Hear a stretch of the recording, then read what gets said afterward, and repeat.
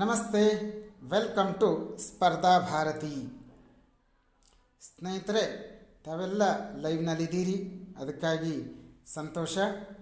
ಇವತ್ತಿನ ಈ ತರಗತಿಯಲ್ಲಿ ಕರ್ನಾಟಕದ ಭೂಗೋಳದ ಅತ್ಯಂತ ಮಹತ್ವದ ಅಧ್ಯಾಯವಾಗಿರುವಂತಹ ಕರ್ನಾಟಕದ ನದಿ ವ್ಯವಸ್ಥೆಯ ಬಗ್ಗೆ ನೋಡುವಂಥ ಪ್ರಯತ್ನ ಮಾಡೋಣ. ಭಾರತದ ಮೇಲ್ಮೈ ಜಲಸಂಪನ್ಮೂಲದ ಪ್ರಮಾಣ ಎಷ್ಟು ಅಂತಂದರೆ ಅದು 1.7 ಲಕ್ಷ ಮಿಲಿಯನ್ ಘನಮೀಟರ್ಗಳಾಗಿದೆ. ಭಾರತದ ಮೇಲ್ಮೈ ಜಲಸಂಪನ್ಮೂಲದ ಒಟ್ಟು ಪ್ರಮಾಣ ಎಷ್ಟು ಅಂತಂದರೆ 1.7 ಲಕ್ಷ ಮಿಲಿಯನ್ ಘನಮೀಟರ್ಗಳಾಗಿದೆ. ಅದರಲ್ಲಿ ನಮ್ಮ ಕರ್ನಾಟಕದ ಪಾಲು, ನಮ್ಮ ರಾಜ್ಯದ ಪಾಲು 6% ನಮ್ಮಲ್ಲಿ ಅನೇಕ ನದಿಗಳಿದ್ದಾವೆ. ಅದರಲ್ಲಿ ಪೂರ್ವಾಭಿಮುಖವಾಗಿ ಹರಿಯುವಂತಹ ಕೃಷ್ಣ, ಕಾವೇರಿ, ಪೆನ್ನಾರ್, ಪಾಲಾರ್ ಮೊದಲಾಂಥ ನದಿಗಳಿದ್ದರೆ, ಪಶ್ಚಿಮಾಭಿಮುಖವಾಗಿ ಹರಿಯುವಂತಹ ಅನೇಕ ನದಿಗಳು ನೇತ್ರಾವತಿ, ಅಘನಾಶಿನಿ, ಕಾಳಿ ಈ ಮೊದಲಾಂಥ ನದಿಗಳನ್ನು ನಾವು ನೋಡ್ತೀವಿ. ಕರ್ನಾಟಕದ ನಕ್ಷೆಯನ್ನು ಗಮನಿಸಿದರೆ ಈ ಭಾಗ ಇದೆಯಲ್ಲ, ಉತ್ತರದ ಭಾಗ, ಈ ಭಾಗದಲ್ಲಿ ನಮಗೆ ಗೋದಾವರಿಯ ದರ್ಶನವನ್ನು ನಾವು ನೋಡ್ಬೋದು. ಕರ್ನಾಟಕದ ಬಹುಪಾಲು ಅಂತಂದರೆ ಬೀದರ್ನಿಂದ ಕೆಳಗಡೆ ಬಂದರೆ ಇಲ್ಲಿಯ ತನಕ ಬಹುಪಾಲು ಭಾಗ ಇದು ಕೃಷ್ಣೆಯ ಕೊಳ್ಳವಾಗಿದೆ. ಈ ಭಾಗದಲ್ಲಿ ಏನನ್ನು ನೋಡ್ತೀವಿ ನಾವು? ಕೃಷ್ಣೆ ಮತ್ತು ಕೃಷ್ಣೆಯ ಉಪನದಿಗಳು ಹರಿಯೋದನ್ನು ನಾವು ಇಲ್ಲಿ ನೋಡ್ತೀವಿ. ಈ ಭಾಗದಲ್ಲಿ ಕೃಷ್ಣೆ ಮತ್ತು ಅದರ ಉಪನದಿಗಳು ಹರಿಯೋದನ್ನು ನಾವು ನೋಡ್ತೀವಿ.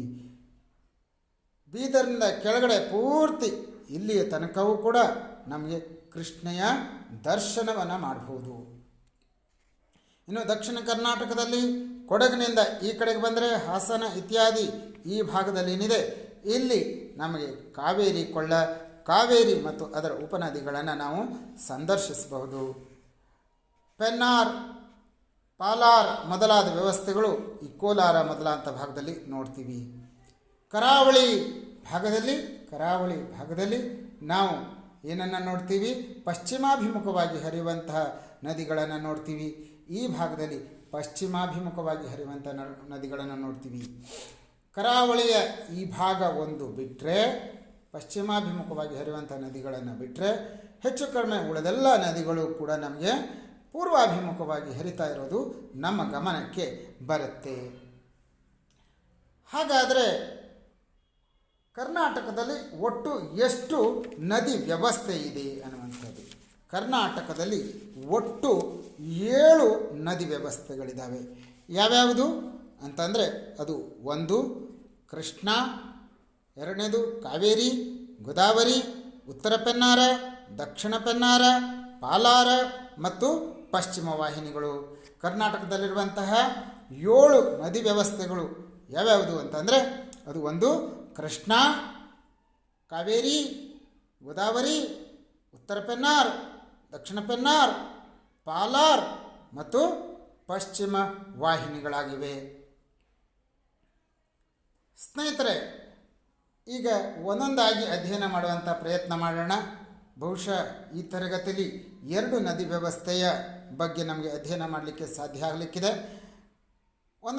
ಎಷ್ಟಾಗುತ್ತೋ ಅಷ್ಟು ನಾವು ನೋಡುವಂಥ ಪ್ರಯತ್ನವನ್ನು ನಾವು ಮಾಡೋಣ. ಕೃಷ್ಣ ನದಿ ವ್ಯವಸ್ಥೆ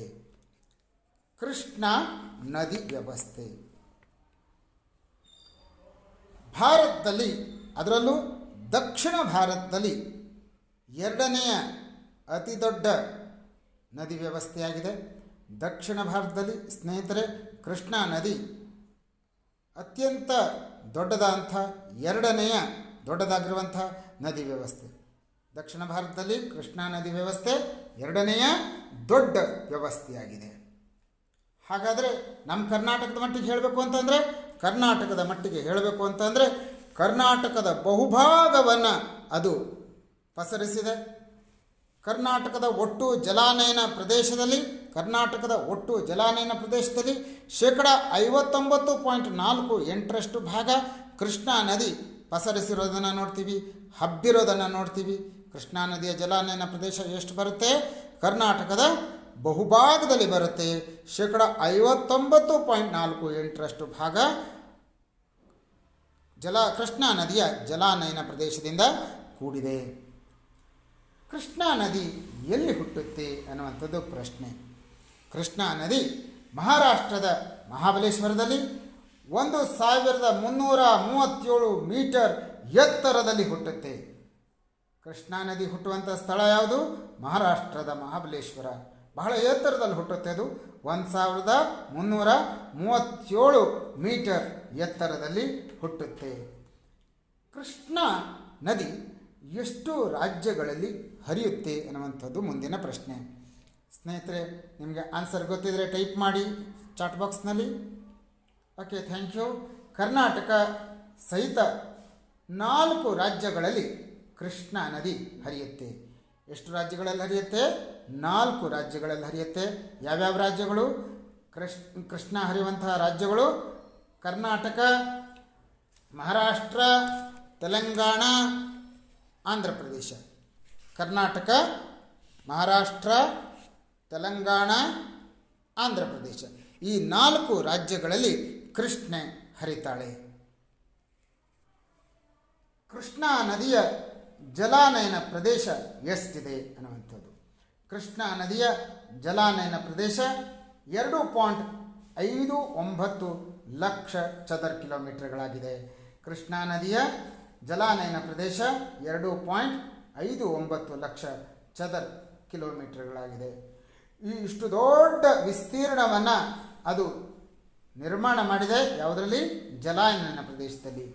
ಈ 2.59 ಲಕ್ಷ ಚದರ ಕಿಲೋಮೀಟರ್ಗಳ ಪೈಕಿ ನಮ್ಮ ರಾಜ್ಯದಲ್ಲಿ ಎಷ್ಟು ಹರಿಯುತ್ತೆ ಅಂತಂದರೆ ಅದರ 43.7% ಭಾಗ ನಮ್ಮ ಕರ್ನಾಟಕದಲ್ಲಿ ಹರಿಯುತ್ತೆ.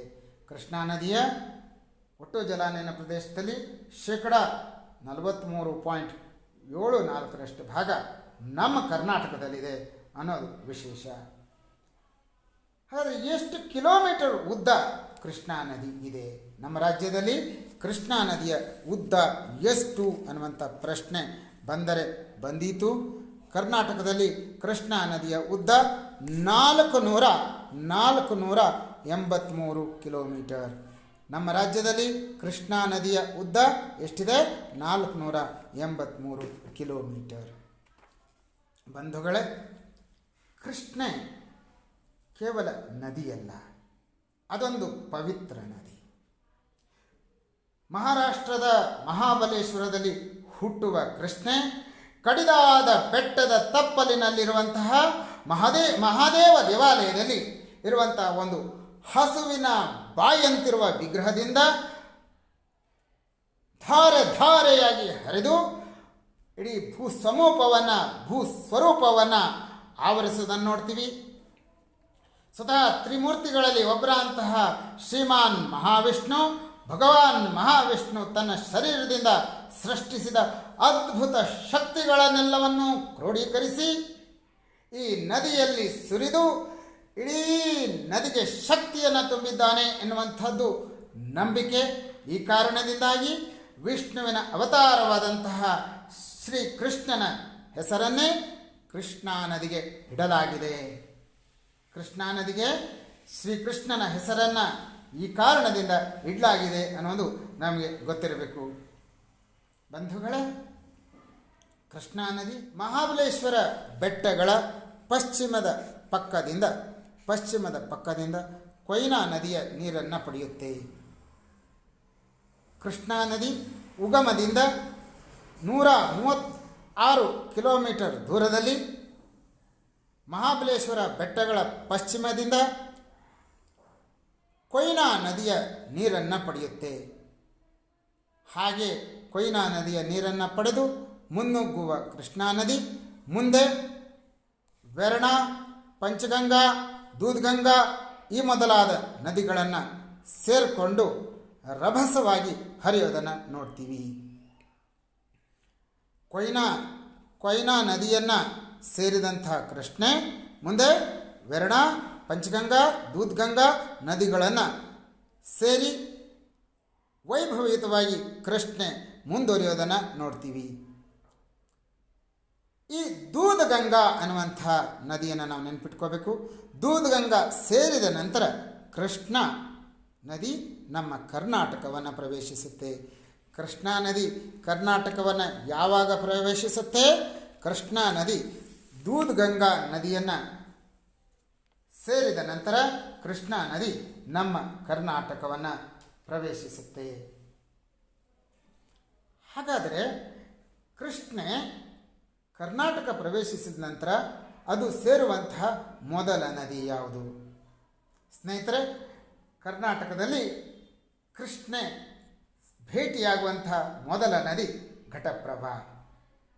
ಕೃಷ್ಣೆ ಕರ್ನಾಟಕದಲ್ಲಿ ಮೊದಲು ಭೇಟಿಯಾಗುವಂತಹ ಮೊದಲು ಸೇರುವಂತಹ ನದಿ ಅಂತಂದರೆ ಅದು ಘಟಪ್ರಭಾ. ಅನಂತರ ಮಲಪ್ರಭಾವನ್ನು ಸೇರುತ್ತೆ. ಮಲಪ್ರಭಾ ಸೇರಿದ ನಂತರ ಕೃಷ್ಣೆಯು ದಕ್ಕನ್ ಪ್ರಸ್ಥಭೂಮಿಯ ಉನ್ನತ ಪ್ರದೇಶದಿಂದ 122 ಮೀಟರ್ನಷ್ಟು ಕೆಳಗೆ ಇಳಿದು ನಮ್ಮ ರಾಜ್ಯದ ರಾಯಚೂರಿನ ಮೆಕ್ಕಲು ಮಣ್ಣಿನ ನಾಡನ್ನು ಪ್ರವೇಶಿಸುತ್ತೆ. ಆ ನಾಡಿನಲ್ಲಿ ಹರಿಯುತ್ತೆ. ದಕ್ಕನ್ ಪ್ರಸ್ಥಭೂಮಿಯ ಉನ್ನತ ಪ್ರದೇಶದಿಂದ ಅಂತಂದರೆ ಸುಮಾರು 122 ಮೀಟರ್ಗಳಷ್ಟು ಕೆಳಗಡೆ ಇಳಿದು ಬರುತ್ತೆ ಕೃಷ್ಣೆ. ರಾಯಚೂರಿನ ಮೆಕ್ಕಲು ಮಣ್ಣಿನ ನಾಡನ್ನು ಅದು ಪ್ರವೇಶಿಸಿ ಅಲ್ಲೆಲ್ಲ ಹರಿದಾಡುತ್ತೆ. ಅದಾದ ನಂತರ ಮುಂದೆ ಇದೇ ಕೃಷ್ಣೆ ತುಂಗಭದ್ರೆ ಜೊತೆಯಲ್ಲಿ ಸೇರಿ ಈ ಕೃಷ್ಣಾ ನದಿ ಮುಂದೆ ತುಂಗಭದ್ರಾ ನದಿಯ ಜೊತೆಯಲ್ಲಿ ಸೇರಿ ರಾಯಚೂರು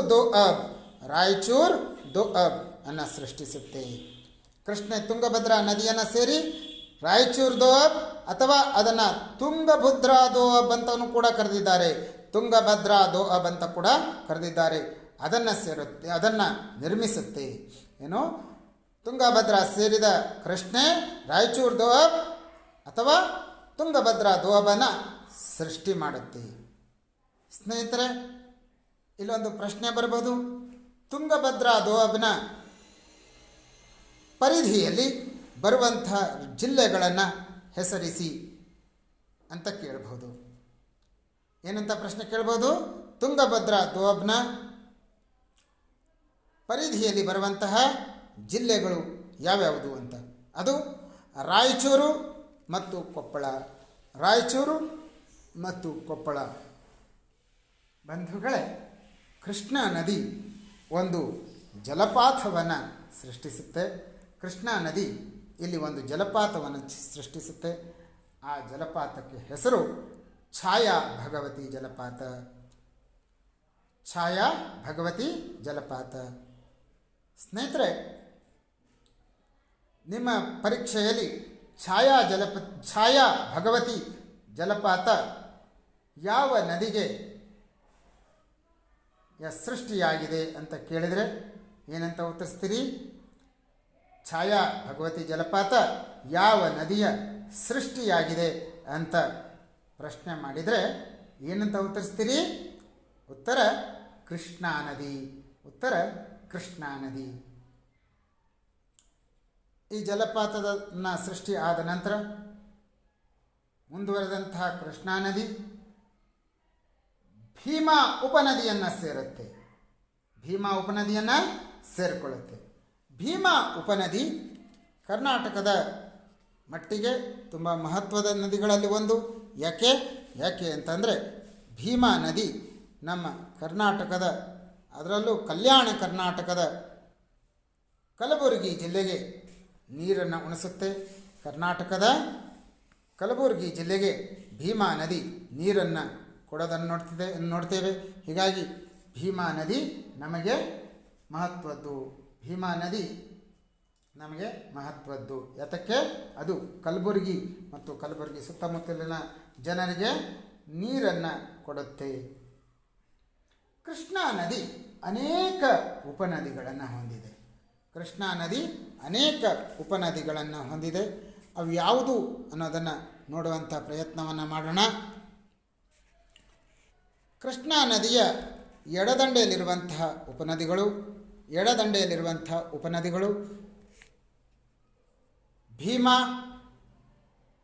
ದಿಂಡಿ, ಪೆದ್ದವಗು, ಮೂಸಿ, ಪಲ್ಲೇರು, ಮುನ್ನೇರು ಮೊದಲಾದವು.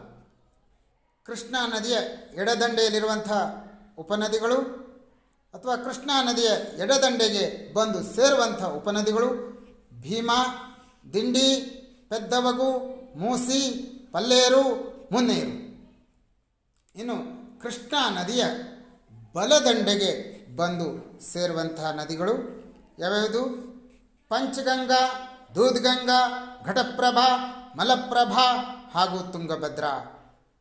ಪಂಚಗಂಗಾ, ದೂದ್ಗಂಗಾ, ಘಟಪ್ರಭಾ, ಮಲಪ್ರಭಾ ಮತ್ತು ತುಂಗಭದ್ರಾ ಈ ಮುಂತಾದ ನದಿಗಳು ಕೃಷ್ಣಾ ನದಿಯ ಬಲ ದಂಡೆಗೆ ಬಂದು ಸೇರಿಕೊಳ್ತವೆ. ಕೃಷ್ಣಾ ನದಿಯ ಬಲದಂಡೆಯ ಉಪನದಿಗಳಾಗಿವೆ. ಸ್ನೇಹಿತರೆ, ತಾವೆಲ್ಲ ಇದ್ದೀರಲ್ಲ, ಇದ್ದರೆ ಒಮ್ಮೆ ಲೈಕ್ ಮಾಡಿ ನೋಡೋಣ. ಗುಡ್. ಕೃಷ್ಣಾ ನದಿಯ ಉಪನದಿಗಳ ಪರಿಚಯ ಮಾಡಿಕೊಳ್ಳುವಂಥ ಪ್ರಯತ್ನ ಮಾಡೋಣ. ಈಗ ಎಲ್ಲ ನದಿಗಳನ್ನು ಮಾಡುವುದು ಸ್ವಲ್ಪ ಕಷ್ಟ. ಕರ್ನಾಟಕದಲ್ಲಿರುವಂತಹ ಕೆಲವೊಂದು ನದಿಗಳನ್ನು ನಾವು ಪರಿಚಯ ಮಾಡಿಕೊಳ್ಳೋಣ. ಯಾವೆಲ್ಲ ಅಂಶಗಳು ಈ ಹಿಂದಿನ ಪ್ರಶ್ನೆ ಪತ್ರಿಕೆಯಲ್ಲಿ ಪ್ರಶ್ನೆಯಾಗಿ ಬಂದಿದೆಯೋ ಅಂತಹ ಅಂಶಗಳು ಮತ್ತು ಮುಂದೆ ಬರಬಹುದಾದಂತಹ ಅಂಶಗಳ ಕುರಿತು ನಾವು ಇಲ್ಲಿ ಪಕ್ಷಿ ನೋಟವನ್ನು ನೋಡ್ತಾ ಇದ್ದೀವಿ. ಕೃಷ್ಣಾ ನದಿಯ ಪ್ರಮುಖವಾದಂತಹ ನದಿಗಳಲ್ಲಿ ಒಂದು ಘಟಪ್ರಭಾ.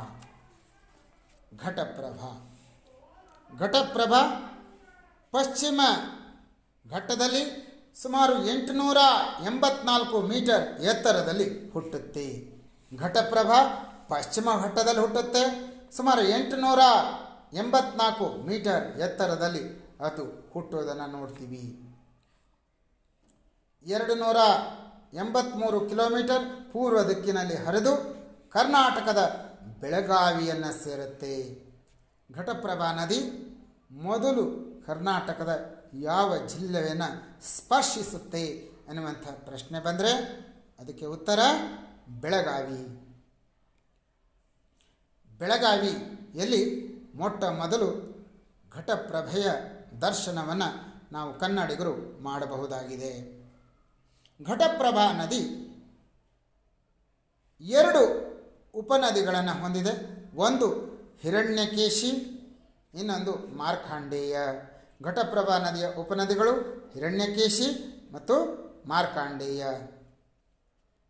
ಈ ಘಟಪ್ರಭೆ ಗೋಕಾಕದ ಹತ್ತಿರ ಸುಮಾರು 53 ಮೀಟರ್ ಎತ್ತರದಿಂದ ರಭಸವಾಗಿ ಧುಮುಕುವ ಮೂಲಕ ಒಂದು ಜಲಪಾತವನ್ನು ಸೃಷ್ಟಿ ಮಾಡುತ್ತೆ.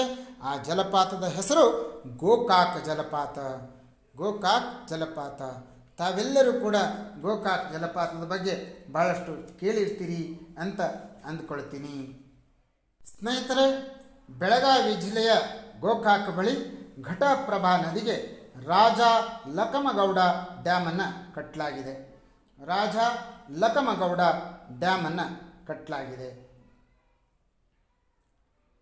ಈ ಅಣೆಕಟ್ಟಿಗೆ ಹಿಡಕಲ್ ಡ್ಯಾಮ್ ಅಂತಲೂ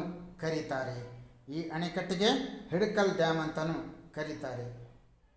ಸ್ನೇಹಿತರೆ, ಪ್ರಶ್ನೆ ಹೀಗೆ ಬರಬಹುದು, ಹಿಡಕಲ್ ಡ್ಯಾಮ್ ಎಂದು ಯಾವುದನ್ನು ಕರೀತಾರೆ ಅಂತ.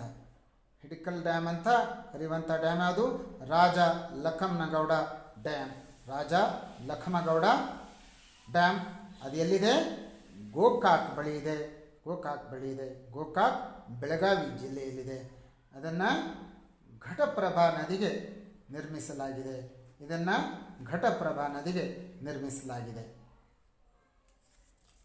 ಮುಂದಿನ ನದಿ ಅದು ಮಲಪ್ರಭಾ ನದಿ ಕೃಷ್ಣಾ ನದಿಯ ಪ್ರಮುಖ ಉಪನದಿಗಳಲ್ಲಿ ಒಂದು.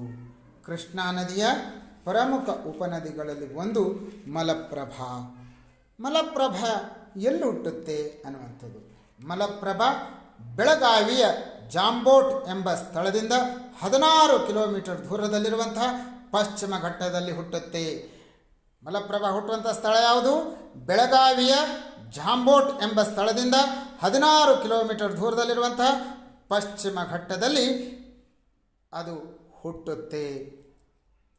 ಎಲ್ಲಿ ಕೃಷ್ಣೆಯನ್ನು ಸೇರುತ್ತೆ ಅಂತ ಕೇಳಿದ್ರೆ ಅದು ಕೂಡಲ ಸಂಗಮದಲ್ಲಿ ಕೃಷ್ಣೆಯನ್ನು ಸೇರುತ್ತೆ.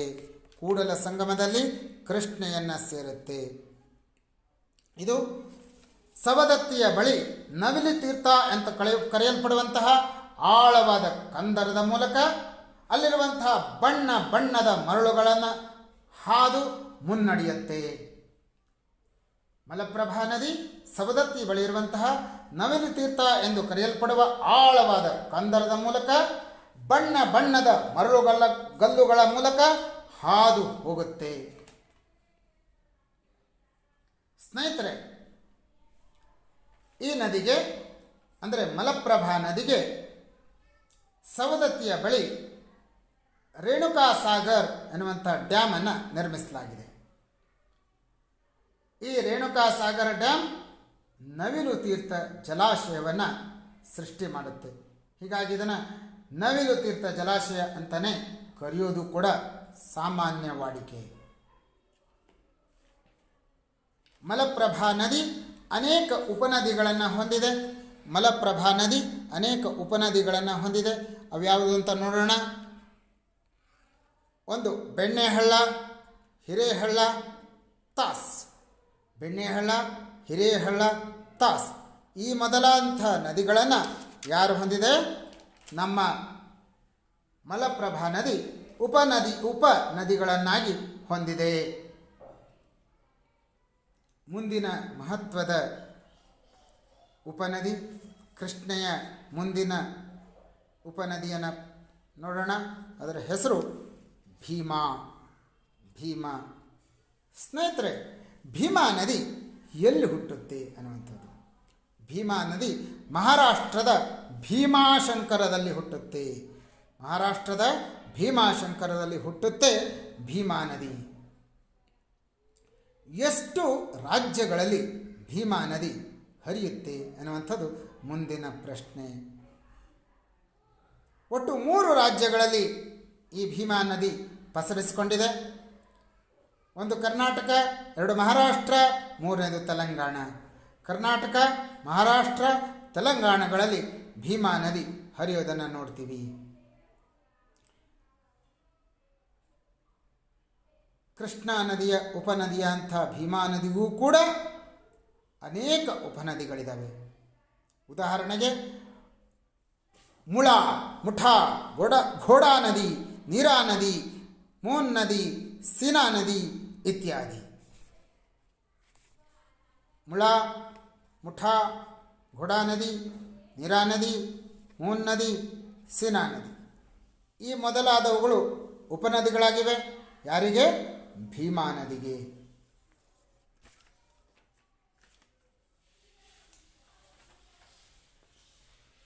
ಬಂಧುಗಳೇ, ಮುಂದಿನ ಕೃಷ್ಣೆಯ ಉಪನದಿ ತುಂಗಭದ್ರಾ. ತುಂಗಭದ್ರಾ ನದಿಯ ಪರಿಚಯವನ್ನು ಮಾಡಿಕೊಳ್ಳುವಂಥ ಪ್ರಯತ್ನ ಮಾಡೋಣ. ತುಂಗಭದ್ರಾ ಇದು ಒಂದೇ ನದಿಯಲ್ಲ. ಹುಟ್ಟಬೇಕಿದ್ರೆ 2 ನದಿ ತೊರೆಗಳಾಗಿ ಬರುತ್ತೆ.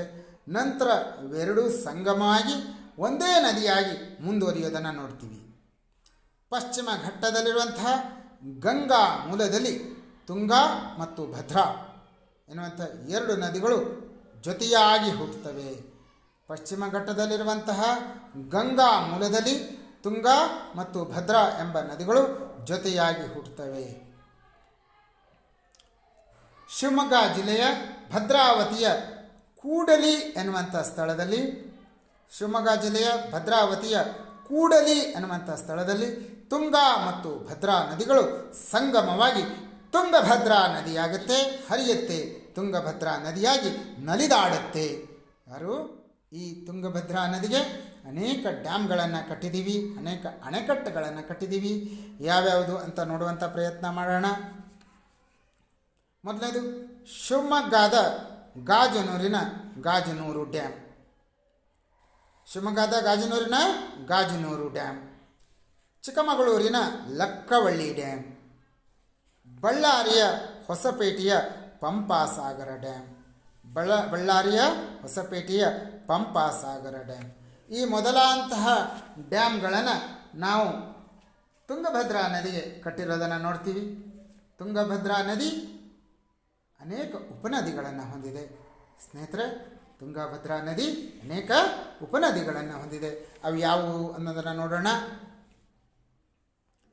ಕುಮದ್ವತಿ, ವೃಷಭಾವತಿ, ವರಧಾ, ಧರ್ಮ, ಸ್ವರ್ಣಮುಖಿ, ಹರಿದ್ರಾ, ಬೆಣ್ಣೆತೊರೆ, ವೇದಾವತಿ. ತುಂಗಭದ್ರಾ ನದಿಯ ಉಪನದಿಗಳು ಕುಮದ್ವತಿ, ವೃಷಭಾವತಿ, ವರಧಾ, ಧರ್ಮ, ಸ್ವರ್ಣಮುಖಿ, ಹರಿದ್ರಾ, ಬೆಣ್ಣೆತೊರೆ ಹಾಗೂ ವೇದಾವತಿ. ಈ ಮೊದಲಾಂಥ ನದಿಗಳನ್ನು ನಾವು ನೋಡಬಹುದಾಗಿದೆ. ಎಲ್ಲ ನದಿಗಳ ಪರಿಚಯ ಇಲ್ಲಿ ಬೇಡ. ವೇದಾವತಿ ನದಿದೊಂದು ನೋಡೋಣ ಸ್ನೇಹಿತರೆ. ವೇದಾವತಿಯ ನದಿಯ ಪರಿಚಯವನ್ನು ಮಾಡಿಕೊಳ್ಳುವಂಥ ಪ್ರಯತ್ನ ಮಾಡೋಣ. ವೇದಾವತಿ ನದಿ ಎಲ್ಲಿ ಹುಟ್ಟುತ್ತೆ ಅನ್ನುವಂಥದ್ದು. ವೇದಾವತಿ ನದಿ ಪಶ್ಚಿಮ ಘಟ್ಟಗಳ ಮುಳ್ಳಯ್ಯನಗಿರಿಯ ತಳಭಾಗದಲ್ಲಿ ಜನಿಸುತ್ತೆ. ಪಶ್ಚಿಮ ಘಟ್ಟಗಳ ಮುಳ್ಳಯ್ಯನಗಿರಿಯ ತಳಭಾಗದಲ್ಲಿ ಜನಿಸುತ್ತೆ ವೇದಾವತಿ ನದಿ. ವೇದಾವತಿ ಅನ್ನುವಂಥದ್ದು ತುಂಗಭದ್ರಾ ನದಿಯ ಉಪನದಿಗಳಲ್ಲಿ ಒಂದು. ಚಿಕ್ಕಮಗಳೂರು, ಚಿತ್ರದುರ್ಗ, ಬಳ್ಳಾರಿಗಳಲ್ಲಿ ವೇದಾವತಿ ಹರಿತಾಳೆ. ಚಿಕ್ಕಮಗಳೂರು, ಚಿತ್ರದುರ್ಗ, ಬಳ್ಳಾರಿಗಳಲ್ಲಿ ವೇದಾವತಿ ನದಿ ಹರಿತಾಳೆ.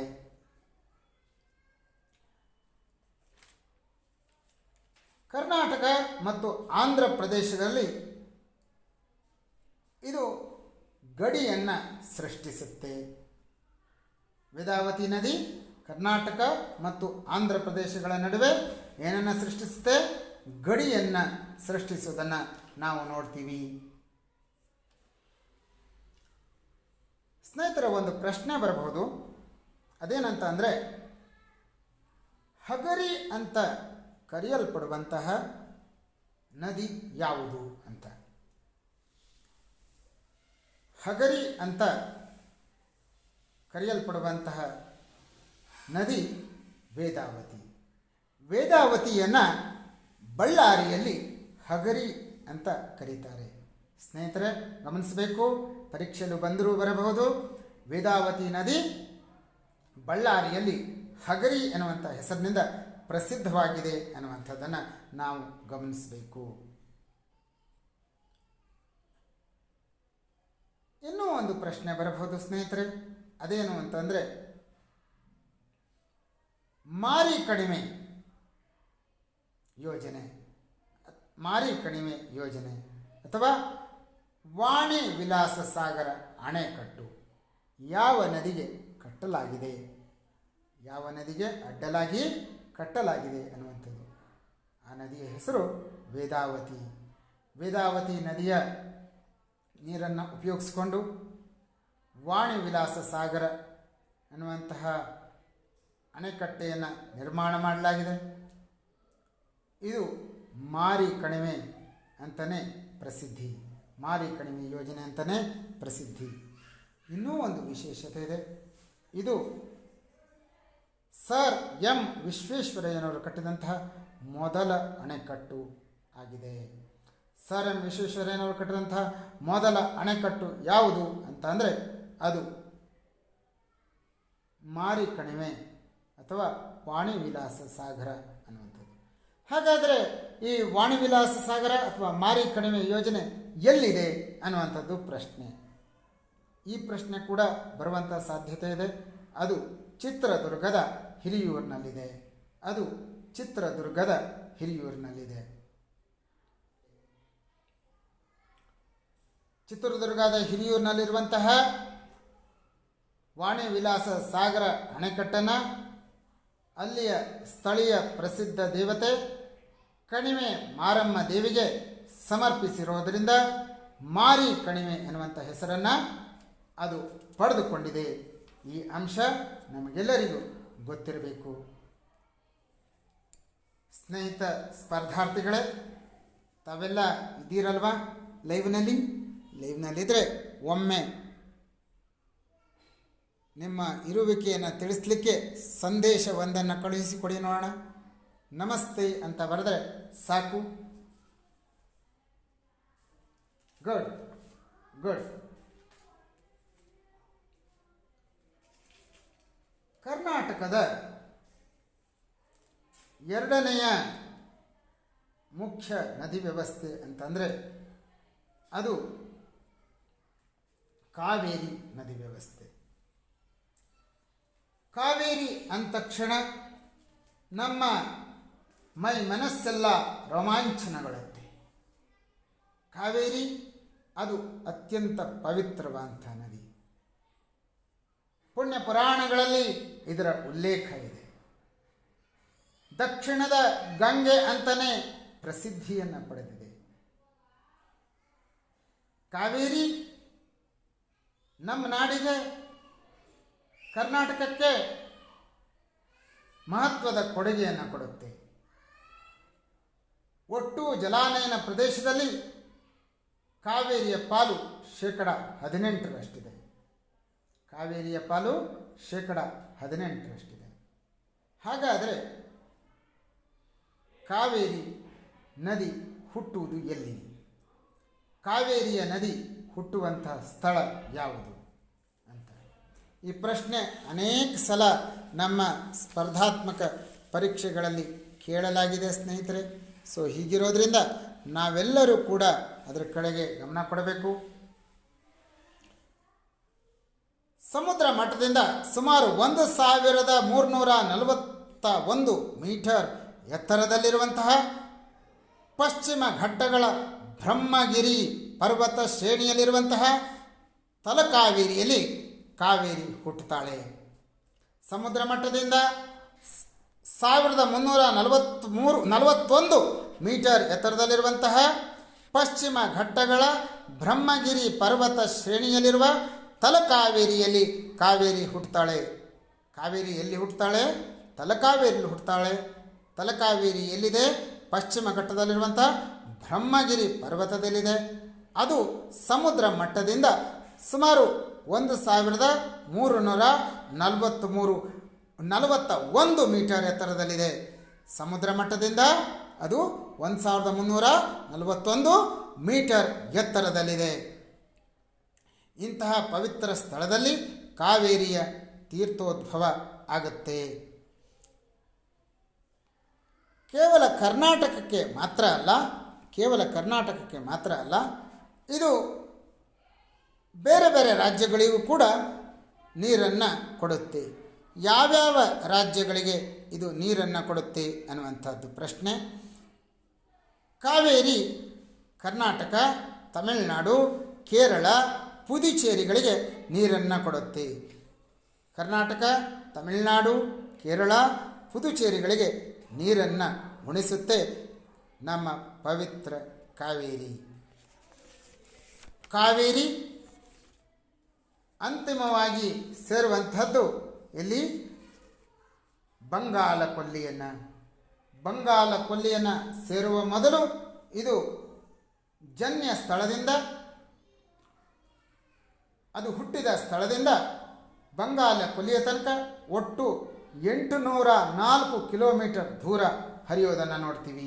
804 ಕಿಲೋಮೀಟರ್ನಷ್ಟು ದೂರ ಇದು ಹರಿಯೋದನ್ನು ನೋಡ್ತೀವಿ. ಹಾಗಾದರೆ ಕರ್ನಾಟಕದಲ್ಲಿ ಎಷ್ಟು ಉದ್ದ ಕಾವೇರಿ ನದಿ ಹರಿಯುತ್ತೆ? ಕರ್ನಾಟಕದಲ್ಲಿ ಎಷ್ಟು ದೂರ ಕಾವೇರಿ ನದಿ ಹರಿಯುತ್ತೆ ಅನ್ನುವಂಥದ್ದು ಪ್ರಶ್ನೆ. ಕರ್ನಾಟಕದಲ್ಲಿ ಕಾವೇರಿ ನದಿ ಎಷ್ಟು ಕಿಲೋಮೀಟರ್ನಷ್ಟು ಹರಿಯುತ್ತೆ? ಅದು 320 ಕಿಲೋಮೀಟರ್ಗಳು. ಕರ್ನಾಟಕದಲ್ಲಿ ಕಾವೇರಿ 320 ಕಿಲೋಮೀಟರ್ ಉದ್ದ ಹರಿಯೋದನ್ನು ನೋಡ್ತೀವಿ. ಕರ್ನಾಟಕದಲ್ಲಿ ಕಾವೇರಿ 320 ಕಿಲೋಮೀಟರ್ ಉದ್ದ ಹರಿಯೋದನ್ನು ನಾವು ನೋಡ್ತೀವಿ. ಕಾವೇರಿಯ ಉಪನದಿಗಳು ಯಾವ್ಯಾವುದು? ಹೇಮಾವತಿ, ಲಕ್ಷ್ಮಣತೀರ್ಥ, ಹಾರಂಗಿ, ಕಬಿನಿ, ಸುವರ್ಣಾವತಿ, ಲೋಕಪಾವನಿ, ಶಿಂಷಾ, ಅರ್ಕಾವತಿ, ಕಬಿನಿ. ಹೇಮಾವತಿ, ಲಕ್ಷ್ಮಣತೀರ್ಥ, ಹಾರಂಗಿ, ಕಬಿನಿ, ಸುವರ್ಣಾವತಿ, ಲೋಕಪಾವನಿ, ಶಿಂಷಾ ಮತ್ತು ಅರ್ಕಾವತಿ. ಈ ಎಲ್ಲ ನದಿಗಳನ್ನು ಈ ಎಲ್ಲ ಉಪನದಿಗಳನ್ನು ಕಾವೇರಿಯಲ್ಲಿ ಇರೋದನ್ನು ನಾವು ನೋಡ್ತೀವಿ. ಸ್ನೇಹಿತರೆ, ನಾನೀಗ ಹೇಳಿರುವಂಥ ಎಲ್ಲ ಉಪನದಿಗಳ ಪೈಕಿ ಯಾವ ನದಿ ನಮ್ಮ ಕರ್ನಾಟಕದಲ್ಲಿ ಹುಟ್ಟೋದಿಲ್ಲ ಅನ್ನುವಂಥದ್ದು ಪ್ರಶ್ನೆ. ಕಾವೇರಿಯ ಯಾವ ಉಪನದಿ ಕರ್ನಾಟಕದಲ್ಲಿ ಹುಟ್ಟೋದಿಲ್ಲ ಅನ್ನೋದು ಪ್ರಶ್ನೆ. ಯಾವ ನದಿ ಕರ್ನಾಟಕದಲ್ಲಿ ಹುಟ್ಟೋದಿಲ್ಲ? ಅದು ಕಬಿನಿ. ಕಬಿನಿ ಹೊರತುಪಡಿಸಿ ಉಳಿದೆಲ್ಲ ಉಪನದಿಗಳು ಕರ್ನಾಟಕದಲ್ಲಿ ಹುಟ್ಟುತ್ತವೆ. ಕಾವೇರಿಯ ಎಲ್ಲ ಉಪನದಿಗಳು ಕರ್ನಾಟಕದಲ್ಲಿ ಹುಟ್ಟುತ್ತವೆ, ಒಂದು ನದಿಯನ್ನು ಹೊರತುಪಡಿಸಿ. ಆ ನದಿ ಯಾವುದು ಅಂತಂದರೆ ಕಬಿನಿ. ಹಾಗಾದರೆ ಕಬಿನಿ ಯಾವ ರಾಜ್ಯದಲ್ಲಿ ಹುಟ್ಟುತ್ತೆ ಅನ್ನುವಂಥದ್ದು ಪ್ರಶ್ನೆ. ಕಬಿನಿ ಯಾವ ರಾಜ್ಯದಲ್ಲಿ ಹುಟ್ಟುತ್ತೆ? ಕಬಿನಿ ಕೇರಳದಲ್ಲಿ ಹುಟ್ಟುತ್ತೆ. ಕಬಿನಿ ಎಲ್ಲಿ ಹುಟ್ಟುತ್ತಾಳೆ? ಕಬಿನಿ ಕೇರಳದಲ್ಲಿ ಹುಟ್ಟುತ್ತಾಳೆ. ಕೇರಳದ ಕೋಜಿಕೋಡೆ ಜಿಲ್ಲೆಯ ಕವಿಲಂಪರ ಅನ್ನುವಂಥ ಸ್ಥಳದಲ್ಲಿ ಕಬಿನಿ ಹುಟ್ಟೋದನ್ನು ನೋಡ್ತೀವಿ. ಕೇರಳದ ಕೋಜಿಕೋಡೆ ಜಿಲ್ಲೆಯ ಕವಿಲಂಪರ ಎನ್ನುವಂತಹ ಸ್ಥಳದಲ್ಲಿ ಕಬಿನಿ ಹುಟ್ಟೋದನ್ನು ನೋಡ್ತೀವಿ. ಕಬಿನಿಗೆ ಇನ್ನೂ ಒಂದು ಹೆಸರಿದೆ. ಏನಂತ ಹೆಸರದು? ಕಪಿಲ. ಕರ್ನಾಟಕದಲ್ಲಿ ನಾವು ಕಪಿಲ ಅಂತ ಕರಿತೀವಿ. ಈ ಅಂಶ ನಮಗೆ ಗೊತ್ತಿರಬೇಕು. ಸ್ಪರ್ಧಾರ್ಥಿ ಮಿತ್ರರೇ, ಕಾವೇರಿ ನದಿಯು ಒಟ್ಟು ಎಷ್ಟು ದ್ವೀಪಗಳನ್ನು ಸೃಷ್ಟಿಸುತ್ತೆ ಅನ್ನುವಂಥದ್ದು ಪ್ರಶ್ನೆ. ಕಾವೇರಿ ನದಿ ಒಟ್ಟು 3 ದ್ವೀಪಗಳನ್ನು ಸೃಷ್ಟಿಸುತ್ತೆ. ಕಾವೇರಿ ನದಿ ಒಟ್ಟು 3 ದ್ವೀಪಗಳನ್ನು ಸೃಷ್ಟಿಸುತ್ತೆ. ಅದ್ಯಾವ್ಯಾವುದು ಅಂತ ನೋಡೋಣ. ಒಂದು ಶ್ರೀರಂಗಪಟ್ಟಣಂ, ಎರಡನೇದು ಶಿವನ ಸಮುದ್ರ, ಮೂರನೇದು ಶ್ರೀರಂಗ. ಕಾವೇರಿ ನದಿ 3 ದ್ವೀಪಗಳನ್ನು ನಿರ್ಮಿಸುತ್ತೆ. ಒಂದು ಶ್ರೀರಂಗಪಟ್ಟಣಂ, ಶಿವನ ಸಮುದ್ರ ಹಾಗೂ ಶ್ರೀರಂಗ. ಈ 3 ದ್ವೀಪಗಳ ಪೈಕಿ ಶ್ರೀರಂಗಪಟ್ಟಣಂ ಹಾಗೂ ಶಿವನ ಸಮುದ್ರ ಕರ್ನಾಟಕದಲ್ಲಿದೆ. ಮತ್ತೊಂದು ಶ್ರೀರಂಗ ಎನ್ನುವಂಥ ದ್ವೀಪ, ಇದು ತಮಿಳುನಾಡಿನ ತಿರುಚನಾಪಳ್ಳಿಯ ಬಳಿ ಇದೆ. ಶ್ರೀರಂಗ ಎನ್ನುವಂಥ ದ್ವೀಪ ತಮಿಳುನಾಡಿನ ತಿರುಚನಾಪಳ್ಳಿಯಲ್ಲಿ ಇದೆ. ಸ್ನೇಹಿತ ಬಂಧುಗಳೇ, ಕಾವೇರಿ ನದಿಗೆ ಅಡ್ಡಲಾಗಿ ಕಟ್ಟಿರುವಂತಹ ಪ್ರಸಿದ್ಧ ಅಣೆಕಟ್ಟು KRS. KRS ಅಂದ ತಕ್ಷಣ ನಮಗೆ ಬೃಂದಾವನದ ನೆನಪಾಗುತ್ತೆ. KRS ಅನ್ನು 1931ರಲ್ಲಿ ಕಟ್ಟಲಾಗಿದೆ. ಹಾಗಾದರೆ KRS ಎಲ್ಲಿದೆ ಅನ್ನುವಂಥದ್ದು. ಕೃಷ್ಣರಾಜ ಸಾಗರ ಅಣೆಕಟ್ಟು ಯಾವ ಜಿಲ್ಲೆಯಲ್ಲಿದೆ ಎನ್ನುವಂಥ ಪ್ರಶ್ನೆ ಆಗಾಗ ಕೇಳಲಾಗಿದೆ ಅಥವಾ ಕೇಳಬಹುದಾಗಿದೆ. ಅದು ಯಾವ ಜಿಲ್ಲೆಯಲ್ಲಿದೆ? ಕರ್ನಾಟಕದ ಮಂಡ್ಯ ಜಿಲ್ಲೆಯಲ್ಲಿ KRS ಅಣೆಕಟ್ಟು ಇರೋದನ್ನು ನೋಡ್ತೀವಿ. ಅನೇಕ ಸ್ನೇಹಿತರು ಅದು ಮೈಸೂರಿನಲ್ಲಿದೆ ಅಂತ ತಪ್ಪಾಗಿ ಉತ್ತರ ಕೊಡೋದನ್ನು ಕೂಡ ನಾವು ಗಮನಿಸಿರ್ತೀವಿ. ದಯಮಾಡಿ ಹಾಗೆ ಮಾಡಬಾರ್ದು. ಕಾವೇರಿ ನದಿಗೆ ಅಡ್ಡಲಾಗಿ ಕಟ್ಟಿರುವಂಥ KRS ಅಣೆಕಟ್ಟು ಎಲ್ಲಿದೆ? ಮಂಡ್ಯ ಜಿಲ್ಲೆಯಲ್ಲಿದೆ. ಶಿವನ ಸಮುದ್ರ ಅಂದ ತಕ್ಷಣ ನಮಗೆ ನೆನಪಾಗುವಂಥದ್ದು ಅಲ್ಲಿಯ ಜಲವಿದ್ಯುತ್ ಯೋಜನೆ. 1902ರಲ್ಲಿ ಶಿವನ ಸಮುದ್ರದ ಬಳಿಯಲ್ಲಿ ಜಲವಿದ್ಯುತ್ ಯೋಜನೆಯನ್ನು ನಿರ್ಮಿಸಲಾಗುತ್ತೆ. ಏಷ್ಯಾದ ಮೊದಲ ಜಲವಿದ್ಯುತ್ ಯೋಜನೆಗಳಲ್ಲಿ ಒಂದು. ಅನೇಕ ಜಲವಿದ್ಯುತ್ ಯೋಜನೆಗಳು ಆರಂಭ ಆಗ್ತವೆ ಆ ಕಾಲಘಟ್ಟದಲ್ಲಿ. ಅದರಲ್ಲಿ ಪ್ರಮುಖವಾದಂಥದ್ರಲ್ಲಿ ಒಂದು ಶಿವನ ಸಮುದ್ರದ ಜಲವಿದ್ಯುತ್ ಯೋಜನೆ.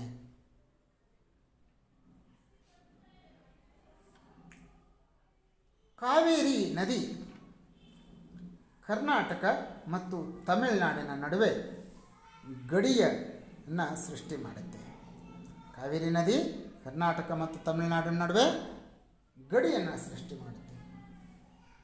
ಇಲ್ಲಿ ಪ್ರಶ್ನೆ ಏನಂತಂದರೆ, ಎಷ್ಟು ಕಿಲೋಮೀಟರ್ ಗಡಿಯನ್ನು ಕಾವೇರಿ ನದಿ ಕರ್ನಾಟಕ ಮತ್ತು ತಮಿಳುನಾಡಿನ ನಡುವೆ ಸೃಷ್ಟಿ ಮಾಡಿದೆ ಅನ್ನುವಂಥದ್ದು ಪ್ರಶ್ನೆ. ಒಟ್ಟು 64 ಕಿಲೋಮೀಟರ್ಗಳು. ಉತ್ತರ ಎಷ್ಟು? ಒಟ್ಟು 64 ಕಿಲೋಮೀಟರ್ಗಳು. ಸ್ನೇಹಿತರೆ, ಕಾವೇರಿ ನದಿ ಅನೇಕ ಜಲಪಾತಗಳನ್ನು ಕೂಡ ಸೃಷ್ಟಿ ಮಾಡೋದನ್ನು ನೋಡ್ತೀವಿ.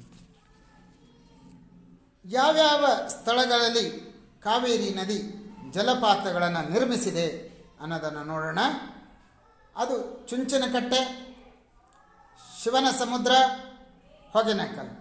ಕಾವೇರಿ ನದಿ ಜಲಪಾತಗಳನ್ನು ನಿರ್ಮಿಸಿರುವಂಥ ಸ್ಥಳಗಳು ಚುಂಚನಕಟ್ಟೆ, ಶಿವನ ಸಮುದ್ರ, ಹೊಗೆನಕಲ್.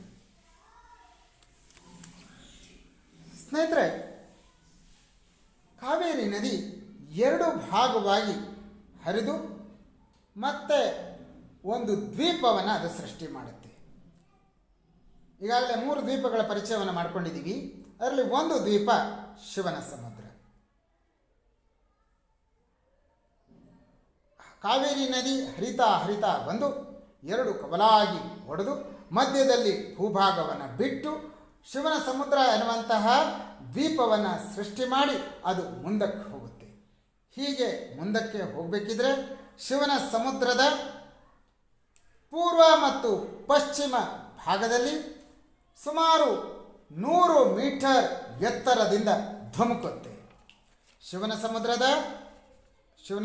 ದ್ವೀಪದ ಪೂರ್ವ ಮತ್ತು ಪಶ್ಚಿಮ ಭಾಗದಲ್ಲಿ 100 ಮೀಟರ್ ಎತ್ತರದಿಂದ ಧುಮುಕಿರುವಂತಹ ಕಾವೇರಿ ಗಗನಚುಕ್ಕಿ ಮತ್ತು ಭರಚುಕ್ಕಿ ಎನ್ನುವಂಥ ಜಲಪಾತಗಳನ್ನು ಸೃಷ್ಟಿ ಮಾಡುತ್ತೆ.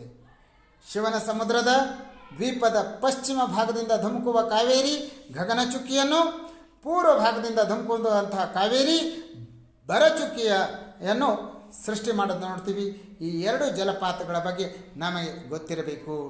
ಗಗನಚುಕ್ಕಿ ಮತ್ತು ಭರಚುಕ್ಕಿ ಜಲಪಾತಗಳು ಯಾವ ನದಿಯಲ್ಲಿ ನಿರ್ಮಾಣಗೊಂಡಿದೆ ಅನ್ನೋದು ಗೊತ್ತಿರಬೇಕು.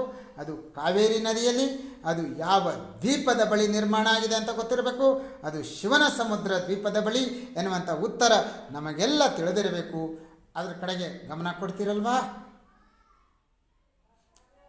ಮುಂದೆ ಕಾವೇರಿ ಮೇಕೆದಾಟು ಎನ್ನುವಂತಹ ಕಂದರವನ್ನು ಪ್ರವೇಶಿಸ್ತಾಳೆ. ಕರ್ನಾಟಕ ಮತ್ತು ತಮಿಳುನಾಡಿನ ಗಡಿಯಾಗಿ ಇಲ್ಲಿ ಹರಿಯೋದನ್ನು ನಾವು ನೋಡ್ತೀವಿ. ಕಾವೇರಿ ಈ ಎಲ್ಲ ವೈಶಿಷ್ಟ್ಯತೆಗಳನ್ನು ತನ್ನ ಮಡಿಲಲ್ಲಿ ತುಂಬಿಕೊಂಡಿದೆ. ಈ ಎಲ್ಲ ವೈಶಿಷ್ಟ್ಯತೆಗಳ ಮೇಲೆ ನಿಮ್ಮ ಪರೀಕ್ಷೆಯಲ್ಲಿ ಹಿಂದೆ ಪ್ರಶ್ನೆಗಳನ್ನು ಕೇಳಿದ್ದಾರೆ ಅಥವಾ ಕೇಳುವ ಸಾಧ್ಯತೆ ಇದೆ. ಈಗ ಕಾವೇರಿ ನದಿಯ ಉಪನದಿಗಳನ್ನು ನೋಡುವಂಥ ಪ್ರಯತ್ನವನ್ನು ಮಾಡೋಣ. ಕಾವೇರಿ ನದಿ ಅನೇಕ ಉಪನದಿಗಳನ್ನು ಹೊಂದಿದೆ. ಅದರ ಪಟ್ಟಿಯನ್ನು ನಾವು ಈಗಾಗಲೇ ನೋಡಿದ್ದೀವಿ. ಒಂದೊಂದೇ ಉಪನದಿಯ ಪರಿಚಯವನ್ನು ಮಾಡುವಂಥ ಪ್ರಯತ್ನವನ್ನು ಈಗ ಮಾಡೋಣ. ಕಾವೇರಿ ನದಿಯ ಉಪನದಿಗಳ ಪರಿಚಯವನ್ನು ಮಾಡಿಕೊಳ್ಳುವಂಥ ಪ್ರಯತ್ನವನ್ನು ನಾವೀಗ ಮಾಡೋಣ. ಎಲ್ಲ ಉಪನದಿಗಳ ಪರಿಚಯ ಮಾಡೋದು ಸ್ವಲ್ಪ ಕಷ್ಟ. ನಮ್ಮ ಪರೀಕ್ಷೆಗೆ ಬೇಕಾಗಿರುವಂಥ ಕೆಲವು ಪ್ರಮುಖ ಕಾವೇರಿ ಉಪನದಿಗಳನ್ನಷ್ಟೇ ನಾವಿಲ್ಲಿ ನೋಡುವಂಥ ಕೆಲಸವನ್ನು ಮಾಡೋಣ. ಅಂತಹ ಒಂದು ಉಪನದಿ ಹೇಮಾವತಿ. ಹೇಮಾವತಿ ಹೇಮಾವತಿ ಹೇಮಾವತಿ ಎಲ್ಲಿ ಹುಟ್ಟುತ್ತಾಳೆ ಅಂತ, ಪಶ್ಚಿಮ ಘಟ್ಟಗಳಲ್ಲಿ ಇರುವಂತಹ ಬಲ್ಲಾಳರಾಯನ ದುರ್ಗದಲ್ಲಿ ಪಶ್ಚಿಮ ಘಟ್ಟದಲ್ಲಿರುವಂತಹ ಬಲ್ಲಾಳರಾಯನ ದುರ್ಗದಲ್ಲಿ ಹೇಮಾವತಿ ನದಿ ಹುಟ್ಟುತ್ತಾಳೆ. ಎಷ್ಟು ಎತ್ತರದಲ್ಲಿ ಹುಟ್ಟುತ್ತಾಳೆ? 1219 ಮೀಟರ್ ಎತ್ತರದಲ್ಲಿ ಹೇಮಾವತಿ ನದಿ ಹುಟ್ಟೋದನ್ನು ನಾವು ನೋಡ್ತೀವಿ. ಹೇಮಾವತಿ ನದಿ ಯಗಚಿ ನದಿಯನ್ನು ಸೇರಿಕೊಂಡು ಹೊಳೆ ನರಸೀಪುರವನ್ನು ಸುತ್ತಿ ಕೃಷ್ಣರಾಜ ಸಾಗರದ ಬಳಿ ಕಾವೇರಿಯನ್ನು ಸೇರ್ತಾಳೆ. ಹೇಮಾವತಿ ನದಿ ಹುಟ್ಟುವಂಥದ್ದು ಪಶ್ಚಿಮ ಘಟ್ಟಗಳ ಬಲ್ಲಾಳರಾಯನ ದುರ್ಗದಲ್ಲಿ. ಅದು ಮುಂದೆ ಯಗಚಿ ನದಿಯನ್ನು ಸೇರಿಕೊಂಡು ಹೊಳೆನರಸೀಪುರವನ್ನು ಸುತ್ತಿ ಕೃಷ್ಣರಾಜ ಸಾಗರದ ಬಳಿ ಕಾವೇರಿಯನ್ನು ಸೇರ್ತಾಳೆ. ಈ ಹೇಮಾವತಿ ನದಿಗೆ ಅಡ್ಡಲಾಗಿ ಅಣೆಕಟ್ಟನ್ನು ಕಟ್ಟಿ ಜಲಾಶಯವನ್ನು ನಿರ್ಮಿಸಲಾಗಿದೆ. ಯಾವ ಸ್ಥಳದಲ್ಲಿ ಎನ್ನುವಂಥದ್ದು ಪ್ರಶ್ನೆ. ಹೇಮಾವತಿ ಯೋಜನೆ ಬರುವಂಥದ್ದು ಅಥವಾ ಹೇಮಾವತಿಗೆ ಡ್ಯಾಮ್ ಬರುವಂಥದ್ದು ಗೊರೂರು ಎನ್ನುವಂಥ ಸ್ಥಳದಲ್ಲಿ ಇದು ಕಟ್ಟಲಾಗಿದೆ. ಗೊರೂರು ಎನ್ನುವಂಥ ಸ್ಥಳದಲ್ಲಿ ಹೇಮಾವತಿ ನದಿಗೆ ಅಡ್ಡಲಾಗಿ ಡ್ಯಾಮನ್ನು ಕಟ್ಟಲಾಗಿದೆ. ಈ ಅಂಶ ನಮಗೆ ಗೊತ್ತಿರಬೇಕು. ಹೇಮಾವತಿ ನದಿಯ ಒಟ್ಟು ಉದ್ದ 245 ಕಿಲೋಮೀಟರ್ಗಳು. ಹೇಮಾವತಿ ನದಿಯ ಒಟ್ಟು ಉದ್ದ 245 ಕಿಲೋಮೀಟರ್ಗಳು. ಮುಂದಿನ ಕಾವೇರಿ ಉಪನದಿ ಕಬಿನಿ. ಕಬಿನಿಯನ್ನು ಕಪಿಲಾ ಅಂತ ಕೂಡ ಕರೀತಾರೆ. ಕಬಿನಿಯನ್ನು ಕಪಿಲಾ ಅಂತ ಕೂಡ ಕರೀತಾರೆ. ನಮಗೀಗಾಗಲೇ ಗೊತ್ತಿರುವಂತೆ ಕಬಿನಿ ಕರ್ನಾಟಕದಲ್ಲಿ ಹುಟ್ಟೋದಿಲ್ಲ, ಬದಲಾಗಿ ಕೇರಳದಲ್ಲಿ ಜನಿಸ್ತಾಳೆ. ಕಬಿನಿ ಜನಿಸುವಂಥ ಸ್ಥಳ ಯಾವುದು? ಕೇರಳ. ಕೇರಳದಲ್ಲಿ ಜನಿಸಿದಂತಹ ಕಬಿನಿ ಕೇರಳ, ತಮಿಳುನಾಡು, ಕರ್ನಾಟಕದಲ್ಲಿ ಸಂಚರಿಸುತ್ತೆ.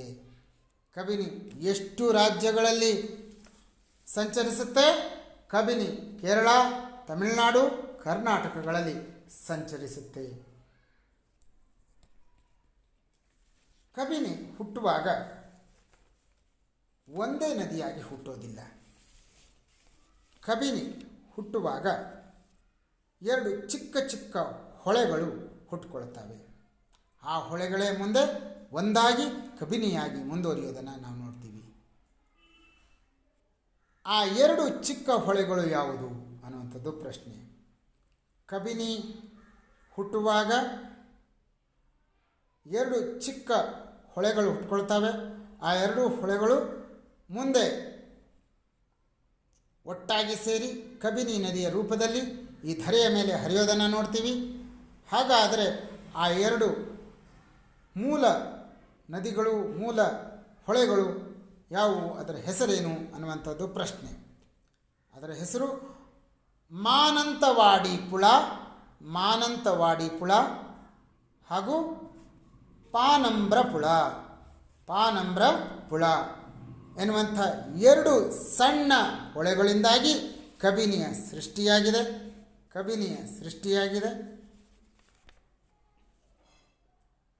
ಕಬಿನಿ ಕರ್ನಾಟಕ ಮತ್ತು ಕೇರಳ ಈ 2 ರಾಜ್ಯಗಳಿಗೆ ಗಡಿಯಾಗಿ ಇವು ಕೂಡ ಕೆಲಸ ಮಾಡುತ್ತೆ. ಕರ್ನಾಟಕ ಮತ್ತು ಕೇರಳ ರಾಜ್ಯಗಳಿಗೆ ಗಡಿಯಾಗಿ ಕೂಡ ಕೆಲಸ ಮಾಡುತ್ತೆ.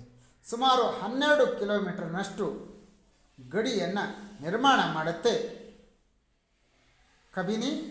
ಯಾವೆರಡು ರಾಜ್ಯಗಳ ಮಧ್ಯೆ? ಕೇರಳ ಮತ್ತು ಕರ್ನಾಟಕದ ಮಧ್ಯೆ. ಈ ಕಬಿನಿಗೆ ಅನೇಕ ಉಪನದಿಗಳಿದ್ದಾವೆ.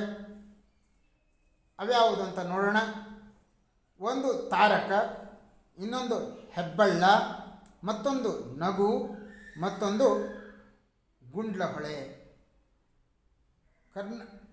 ಕಬಿನಿಗೆ ಇರುವಂತಹ ಉಪನದಿಗಳು ತಾರಕ, ಹೆಬ್ಬಳ್ಳ, ನಗು, ಗುಂಡ್ಲುಹೊಳೆ. ಸ್ನೇಹಿತರೆ, ಕರ್ನಾಟಕದ ಕಾಕನಕೋಟೆಯ ಮೇಲ್ಭಾಗದಲ್ಲಿ ನಗು ನದಿಯನ್ನು ಕಬಿನಿ ಸೇರ್ತಾಳೆ. ಹಾಗೆ ನಂಜನಗೂಡಿನ ಬಳಿ ಇರುವಂತಹ ಗುಂಡ್ಲುಹೊಳೆ ಕೂಡ ಕಬಿನಿಯನ್ನು ಸೇರಿಕೊಳ್ಳೋದನ್ನು ನೋಡ್ತೀವಿ. ಕರ್ನಾಟಕದ ಕಾಕನಕೋಟೆಯ ಮೇಲ್ಭಾಗದಲ್ಲಿ ನಗು ಎನ್ನುವಂತಹ ಸಣ್ಣ ನದಿ ಇದೆ. ಅದು ಕಬಿನಿಯನ್ನು ಸೇರುತ್ತೆ. ಅದಾದ ನಂತರ ನಂಜನಗೂಡಿನ ಬಳಿ ಗುಂಡ್ಲು ಹೊಳೆ ಅನ್ನುವಂಥ ಸಣ್ಣ ನದಿ ಇದೆ, ಅದು ಕೂಡ ಯಾರನ್ನು ಸೇರುತ್ತೆ? ಕಪಿಲಿ ಅಥವಾ ಕಬಿನಿಯನ್ನು ಸೇರುತ್ತೆ. ಇದಲ್ಲದೆ ತಾರಕ, ಹೆಬ್ಬಳ್ಳ ಎನ್ನುವಂಥ ಉಪನದಿಗಳು ಕೂಡ ಇದೆ. ಸ್ಪರ್ಧಾರ್ಥಿಗಳೇ, ಕಬಿನಿ ಕಾವೇರಿಯನ್ನು ಸೇರುವಂಥ ಸ್ಥಳ ಏನಿದೆಯಲ್ಲ, ಕಾವೇರಿಯ ಸಂಗಮ, ಕಬಿನಿ ಮತ್ತು ಕಾವೇರಿಯ ಸಂಗಮ ಏನಿದೆಯಲ್ಲ, ಅದು ಕರ್ನಾಟಕದ ಮಟ್ಟಿಗೆ ಅತ್ಯಂತ ಪವಿತ್ರವಾದಂಥ ಸ್ಥಳ. ಇದೊಂದು ಪವಿತ್ರವಾದಂಥ ಕ್ಷೇತ್ರ ಆಗಿದೆ. ಅದು ಎಲ್ಲಿದೆ ಅನ್ನುವಂಥದ್ದು. ಕಬಿನಿ ಮತ್ತು ಕಾವೇರಿಗಳು ನರಸೀಪುರದ ಬಳಿ ಇರುವಂಥ ತಿರುಮಕೊಡಲು ಎನ್ನುವಂಥ ಸ್ಥಳದಲ್ಲಿ ಸಂಗಮ ಆಗ್ತವೆ. ಕಬಿನಿ ಮತ್ತು ಕಾವೇರಿ ನದಿಗಳು ನರಸೀಪುರದ ಬಳಿ ಇರುವಂತಹ ತಿರುಮಕೊಡಲು ಎನ್ನುವಂತಹ ಪ್ರದೇಶದಲ್ಲಿ ಸಂಗಮವಾಗ್ತವೆ. ಈ ಸಂಗಮ ಕ್ಷೇತ್ರ ಪವಿತ್ರವಾದಂಥ ಕ್ಷೇತ್ರ. ಅಲ್ಲಿ ಅನೇಕ ಧಾರ್ಮಿಕ ಕಾರ್ಯಗಳು ನಡೆಯೋದನ್ನು ನಾವು ನೋಡ್ತೀವಿ. ಕಬಿನಿಯ ಒಟ್ಟು ಉದ್ದ 230 ಕಿಲೋಮೀಟರ್ಗಳಾಗಿದೆ. ಕಬಿನಿಯ ಒಟ್ಟು ಉದ್ದ 230 ಕಿಲೋಮೀಟರ್ಗಳಾಗಿದೆ. ಕಬಿನಿಯ ಇನ್ನೊಂದು ವಿಶೇಷತೆ ಏನು ಗೊತ್ತಾ? ಕಬಿನಿ ವರ್ಷದ 365 ದಿನ ತುಂಬಿ ಹರಿತಾಳೆ. ಕಬಿನಿ ವರ್ಷದ 365 ದಿನ ತುಂಬಿ ಹರಿತಾಳೆ. ಹೀಗಾಗಿ ಇದೊಂದು ಸರ್ವ ಋತು ನದಿ ಅಂತ ಕರೀತಾರೆ. ಇದನ್ನು ಸರ್ವ ಋತು ನದಿ ಅಂತ ಕರೀತಾರೆ.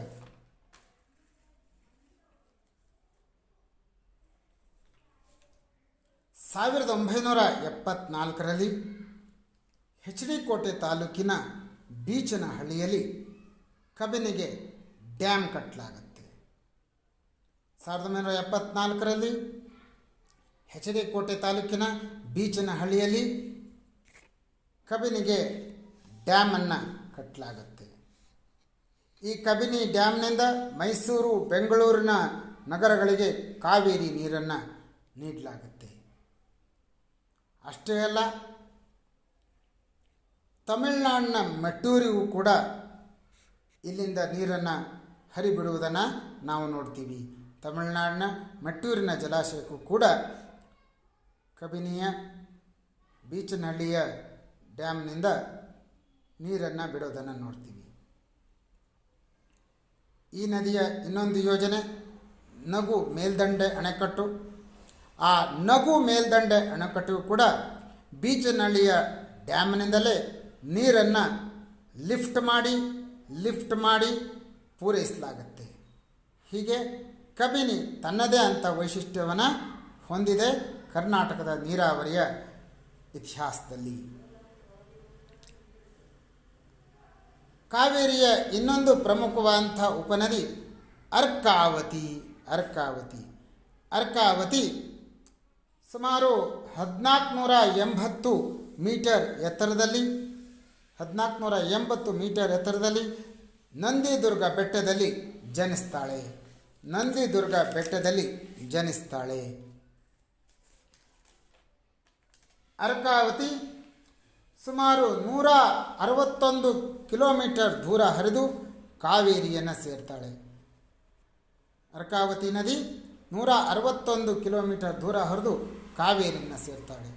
ಈ ನದಿಗೆ ರಾಮನಗರ ಜಿಲ್ಲೆಯ ಕನಕಪುರದ ಬಳಿ ಅರ್ಕಾವತಿ ಡ್ಯಾಮ್ ಕಟ್ಟಲಾಗಿದೆ. ರಾಮನಗರ ಜಿಲ್ಲೆಯ ಕನಕಪುರ ಬಳಿ ಅರ್ಕಾವತಿ ಡ್ಯಾಮ್ ಕಟ್ಟಲಾಗಿದೆ. ಈ ಡ್ಯಾಮಿಗೆ ಚಾಮರಾಜಸಾಗರ ಜಲಾಶಯ ಅಂತಲೂ ಹೆಸರು. ಈ ಡ್ಯಾಮಿಗೆ ಚಾಮರಾಜಸಾಗರ ಜಲಾಶಯ ಅಂತಲೂ ಹೆಸರು. ಬೆಂಗಳೂರಿನ ಕೆಲ ಭಾಗಕ್ಕೆ ಈ ಜಲಾಶಯದಿಂದ ನೀರನ್ನು ನೀಡಲಾಗುತ್ತೆ. ಈ ನದಿಯ ಉಪನದಿಗಳು ಕುಮದ್ವತಿ ಮತ್ತು ವೃಷಭಾವತಿ. ಮುಂದಿನ ಉಪನದಿ ಶಿಂಷಾ. ಕಾವೇರಿ ನದಿಯ ಮುಂದಿನ ಉಪನದಿ ಶಿಂಷಾ. ಶಿಂಷಾ ತುಮಕೂರಿನ ತಿಪ್ಟೂರಿನ ತಾಲೂಕಿನಲ್ಲಿ 914 ಮೀಟರ್ ಎತ್ತರದಲ್ಲಿ ಜನಿಸುತ್ತಾಳೆ. ತುಮಕೂರಿನ ತಿಪಟೂರು ತಾಲೂಕಿನಲ್ಲಿ 914 ಮೀಟರ್ ಎತ್ತರದಲ್ಲಿ ಶಿಂಷಾ ನದಿ ಜನಿಸ್ತಾಳೆ. ಹೀಗೆ ಕರ್ನಾಟಕದಲ್ಲಿ ಇರುವಂಥ 2 ಪ್ರಮುಖವಾದಂತಹ ನದಿ ವ್ಯವಸ್ಥೆಯನ್ನು ಇವತ್ತಿನ ತರಗತಿಯಲ್ಲಿ ನೋಡಿದ್ದೇವೆ. ತಾವೆಲ್ಲ ಕೂಡ ಎಲ್ಲ ಅಂಶವನ್ನು ಗುರ್ತಾಕೋತೀರಿ, ಬರ್ಕೊಳ್ತೀರಿ, ನೋಟ್ ಮಾಡ್ಕೊಳ್ತೀರಿ, ನಂತರ ಅದನ್ನು ಅಭ್ಯಾಸ ಮಾಡ್ತೀರಿ, ಅಧ್ಯಯನ ಮಾಡ್ತೀರಿ. ಅದರ ನಂತರ ಪರೀಕ್ಷೆಯಲ್ಲಿ ಪ್ರಶ್ನೆಗಳನ್ನು ಕೇಳಿದಾಗ ಸರಿಯಾದ ಉತ್ತರವನ್ನು ಕೊಟ್ಟು ಯಶಸ್ವಿಗಳಾಗ್ತೀರಿ ಎನ್ನುವಂಥ ನಂಬಿಕೆ, ಭರವಸೆ ನಮ್ಮದು. ಸ್ನೇಹಿತರೆ, ಅದೇ ವಿಶ್ವಾಸದಲ್ಲಿ ನಾವಿದ್ದೇವೆ. ನೀವು ಕೂಡ ಅದೇ ವಿಶ್ವಾಸದಲ್ಲಿ ಮುನ್ನುಗ್ಗಿ ಹಾಗೂ ತಯಾರಿಯನ್ನು ಮಾಡಿ ಎನ್ನುವಂಥದ್ದು ನಮ್ಮ ಅಕ್ಕರೆಯ ಕರೆ. ಬಂಧುಗಳ, ಇವತ್ತಿನ ಈ ತರಗತಿ ಮುಗಿಯೋಕ್ಕಿಂತ ಮೊದಲು ನಿಮ್ಮತ್ತ ಒಂದು ವಿನಂತಿ. ಎಲ್ಲ ಸ್ನೇಹಿತರಲ್ಲಿ ಸಾಮಾಜಿಕ ಜಾಲತಾಣಗಳನ್ನು ಹೊಂದಿರೋದನ್ನು ನೋಡ್ತೀವಿ. ಎಲ್ಲ ಸ್ನೇಹಿತರು ಸಾಮಾಜಿಕ ಜಾಲತಾಣಗಳನ್ನ ಹೊಂದಿದ್ದೀರಿ. ಅದು ಫೇಸ್ಬುಕ್ ಇರ್ಬೋದು, ಅದು ಟ್ವಿಟರ್ ಇರ್ಬೋದು, ಅಥವಾ ಇನ್ಯಾವುದೇ ಅಕೌಂಟ್ ಇರ್ಬೋದು. ಆ ಎಲ್ಲ ನಿಮ್ಮ ಸಾಮಾಜಿಕ ಜಾಲತಾಣಗಳಲ್ಲಿ ಸ್ಪರ್ಧಾ ಭಾರತೀಯ ಈ ವಿಡಿಯೋಗಳನ್ನು ಶೇರ್ ಮಾಡಲಿಕ್ಕೆ ಮರಿಬೇಡಿ.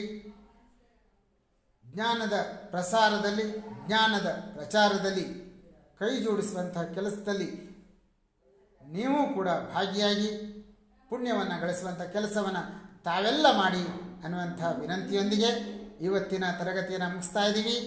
ಜೈ ಹಿಂದ್, ನಮಸ್ತೆ.